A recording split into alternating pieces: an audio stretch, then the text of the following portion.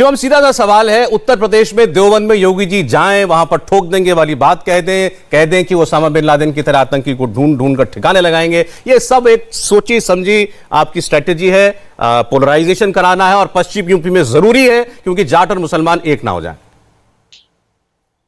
सौरभ जी धन्यवाद। मुझे लगता है कि हर मिनट के बदले 1 सेकंड दे दीजिएगा, यानी कि 45 सेकंड अनइंटरप्टेड दे दीजिएगा। मैं सिर्फ इतना कहना चाहता हूं, वैसा बिल्कुल नहीं है। जिस एटीएस सेंटर का आज शिलान्यास हुआ है उसको 18 अगस्त 2021 को अनाउंस किया गया था, जमीनें ली गई और आज उसको स्टैब्लिश किया गया। या तो देवबंदियों के बारे में इस पैनल पर बैठे हुए लोग, मतलब जो विपक्ष में है, या जानते नहीं है या जानबूझकर गूढ़ बन रहे हैं। आप मुझे एक चीज बताइए, अगर देवबंदियों को उनके चेक्स एंड बैलेंस के लिए नहीं रखा गया तो हिंदुस्तान और उत्तर प्रदेश छोड़िए पूरी दुनिया में खतरा है। जैश ए मोहम्मद किससे प्रभावित है? देवबंदियों से। लश्कर तैयबा किससे प्रभावित है? देवबंदियों से। तालिबान किससे प्रभावित है? देवबंदियों से। इनकी जो फिलॉसफी है इस्लाम को प्रोपेगेट करने की, वो बेहद ही खतरनाक है। मैं एग्जांपल के तौर पे बताता हूं, 1994 में, और ये जो मैं डेटा आपको कोट कर रहा हूं, एआरसी कहता है 5 नवंबर 2009 को कि 1994 में यहां पर जैश ए मोहम्मद के जो सरगना थे वो आए, उन्होंने लगातार देवबंद से संबंध साधा, लगातार बात की, और उनका एजेंडा था कश्मीर में इस्लाम का राज स्थापित करना और वहां पर शरिया दिलाना। क्या इन पर ध्यान नहीं रखा जाना चाहिए? 2 आतंकवादी 16 नवंबर 1921 में पकड़े गए, 2021 में पकड़े गए। कहां से थे? देवबंद के यहां से उठाए गए। इससे पहले शामली में कांड हुआ, आतंकवादियों का कनेक्शन कहां से मिला? देवबंद से मिला। और कुरान की तमाम आयतों को उन्होंने परपेचुएट कर रखा है, और मुझे पता है मेरे पास उतना समय नहीं है, वरना मैं उनको भी बोलता। महत्वपूर्ण बात यहां पर यह है, चाहे तालिबान हो, चाहे ओसामा हो, चाहे कोई भी आतंकवादी हो, इस देश में, देश से बाहर और दुनिया में, ये सभी के सभी कहीं ना कहीं देवबंदियों से इंस्पायर्ड है। इसी देश में तो क्यों चल रहा है देवबंद का मदरसा क्यों चल रहा है फिर शिवम? अगर जो बात आप कह रहे हैं इतनी स्पष्ट है और आंख को दिखने वाली बात है, सारे दुनिया के आतंकवादियों का रिश्ता आपने देवबंद से बना दिया, फिर तो पहला काम करना चाहिए किसी भी सरकार को कि बंद करे। फिर तो आप सीधे ये बोलिए। सौरभ जी, ये लोकतांत्रिक देश है। यहां पर आतंकवादी, कन्विक्टेड आतंकवादी को छुड़वाने के लिए 4 बजे कोर्ट खोले जाते हैं। इस लोकतांत्रिक देश में आदमी चाहे कुछ भी बोले, लेकिन उसको बोलने का अधिकार है। देश को गाली भी दे, देने का अधिकार है। और अगर सरकार उसको उठाकर अंदर डाल दे तो 50,000 लोग या 1 लाख लोग या पूरी कुछ पार्टियां उनके साथ खड़ी हो जाती हैं। लोकतांत्रिक देश में कुछ भी काम लोकतंत्र के हिसाब से होता है, लेकिन इसका यह बिल्कुल मतलब नहीं है कि जो सिचुएशन वहां पर है, जिस तरीके की किताबें उन्होंने छापी हैं, जिस तरीके से इस्लाम को परपेचुएट किया है, वो बेहद खतरनाक नहीं है।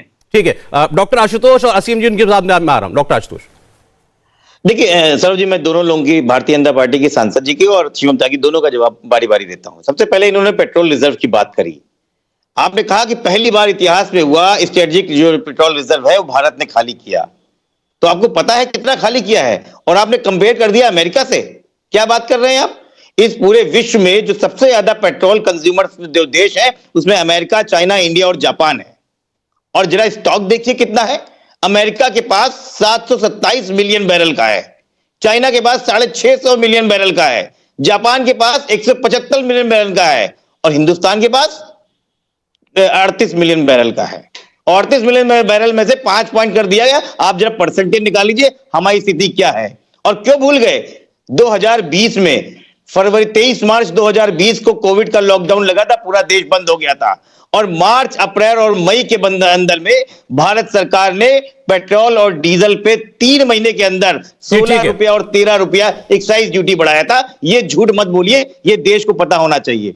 दूसरी बात, क्यों पढ़ाएं? पढ़ाने के लिए आपने बोला है ना, पढ़ा तो रही है योगी सरकार। जब पढ़ाने के लिए आते हैं तो उत्तर प्रदेश पुलिस भर्ती का 2017 में पेपर लीक, यूपीपीसीएल का पेपर लीक, अधिनियम सेवा चयन 2018 में पेपर लीक, नलकूप चालक का पेपर लीक, 2021 में पीईटी का पेपर लीक, 11 सितंबर को नीट का पेपर लीक, शिक्षक भर्ती का पेपर लीक, सहायता प्राप्त शिक्षक भर्ती का पेपर, और अब एनडीए और एसएससी का पेपर लीक। आप पढ़ाने की बात करते हो।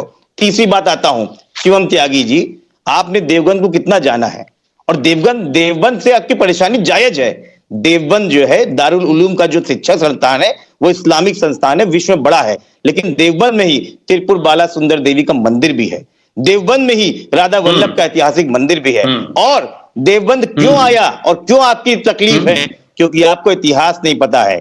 1857 की जो प्रथम स्वतंत्रता संग्राम हुआ था उसके खिलाफ अगर कोई अकेला खड़ा हुआ था इस्लामिक संगठन, वो देवबंद था।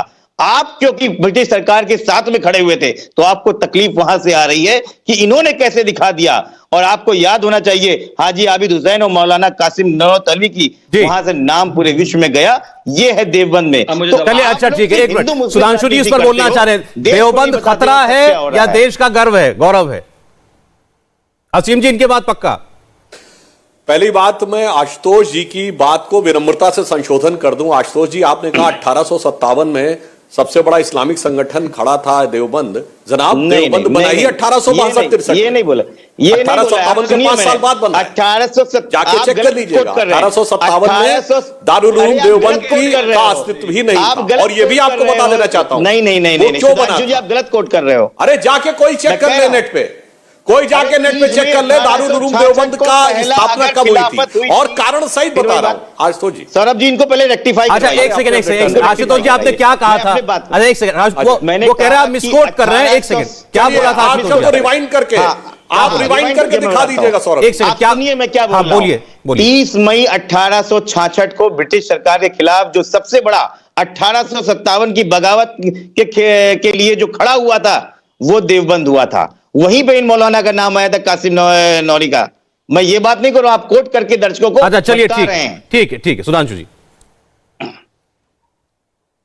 हाँ, अब मैं उसका भी बता देता हूं। देवबंद की स्थापना मूलतः क्यों हुई? जब बहादुर शाह जफर को रंगून भेज दिया गया, उनके बेटों को फांसी दे दी गई, तो यह विचार आया कि अब यह हिंदुस्तान दारुल हर्ब हो गया, दारुल इस्लाम नहीं रह गया। अब इस्लाम की हुकूमत दोबारा एस्टेब्लिश होने की संभावना समाप्त हो गई। तो अभी तक चाहे जैसा भी था, मुगल परिवार केंद्र था भारत, अविभाजित भारत में मुस्लिम एक्टिविटीज का, तो अब एक नया सेंटर बनाना होगा। इस दृष्टि से देवबंद बना। मगर मैं एक और बात भी कहना चाहता हूं, मैं आसिम वक्कार साहब और आशुतोष दोनों से मतभेद रखता हुआ, देवबंद ने कई बार आतंकवादियों के खिलाफ फतवे भी जारी किए, आतंकवाद की आलोचना भी की है। इसलिए मैं ये नहीं मानता कि पूरा का पूरा देवबंद का हर एक आदमी इनके विचारधारा के साथ होगा। इन लोगों ने उकसा कर वहां पर उन्हीं लोगों को हाईलाइट किया जो लोग आतंकवाद के समर्थन में थे। अन्यथा मैं यह भी विनम्रता से कहना चाहता हूं, यह मुस्लिमों की सबसे बड़ी यूनिवर्सिटी है, कम से कम एशिया में। तो आप भी सौरभ जी कह रहे थे ना कि किसी सरकार का दायित्व क्या है, तो ये बताइए इसमें से पढ़ के कितने लोग सॉफ्टवेयर इंजीनियर बनते हैं, कितने लोग डॉक्टर बनते हैं, कितने लोग साइंटिस्ट बनते हैं और दुनिया की बड़ी बड़ी सरकारों में, बड़ी बड़ी मल्टीनेशनल्स में जाके काम करते हैं। बनारस हिंदू यूनिवर्सिटी के तो आपको खूब मिल जाएंगे।